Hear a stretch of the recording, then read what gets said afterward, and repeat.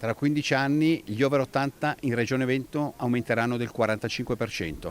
Capite che è un'esplosione di grandi anziani, perché parliamo di anziani sopra gli 80 anni, ma come dicevo prima il dato importante è quello di riuscire a chiudere quella forbice tra vita in buona salute, che oggi attestiamo in Regione Veneto intorno ai 58 anni, e attesa di vita che arriva a 83 anni. Quindi abbiamo una forbice di quasi 25 anni e come ci ricordava Rita Levi Montalcini, noi non vogliamo aggiungere anni alla vita, ma vogliamo aggiungere qualità di vita agli anni. Nel 2050 il Veneto sarà una regione con oltre 700.000 anziani over 85, per lo più soli, con costi e ricadute sulla società enormi, dai caregivers alle case di riposo con rette sempre più alte, ma anche liste d'attesa infinite. Sono 11.000 oggi i veneti in cerca di un posto che non c'è, anche perché manca il personale che di questi anziani possa occuparsi. Bisogna riconoscere il ruolo importante che i familiari hanno nel prendersi cura dei propri anziani, e oggi questo è un problema cogente perché molti anziani non riusciamo a dimetterli dagli ospedali proprio perché non c'è una rete familiare in grado di accoglierli come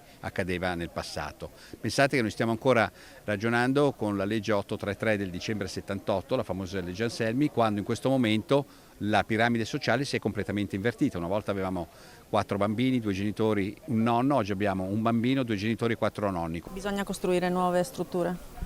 Sicuramente ci sarà bisogno anche di nuove strutture, questo è un problema serio perché con i dati che ci dà la CGA di Mestre dobbiamo affrontare questa sorta di tsunami di invecchiamento della popolazione a cui dobbiamo dare comunque delle risposte come società. Si punta allora molto anche sulla prevenzione e un invecchiamento più sano ed attivo. Molto della nostra salute dipende dal nostro atteggiamento, dalla nostra capacità di correggere i nostri stili di vita e quindi abbandonare i fattori di rischio, ad esempio il fumo, e soprattutto fare attività fisica. Molto critiche tutte le associazioni che hanno partecipato al convegno, da ANAP a Confartigianato fino ai medici di famiglia. Il grido unanime è quello che lo Stato e le istituzioni oggi debbano fare molto di più. Noi siamo dentro a una morsa legata ai costi di gestione, al personale che è molto difficile da trovare e una consapevolezza che le famiglie sono in difficoltà e un'assenza totale della politica.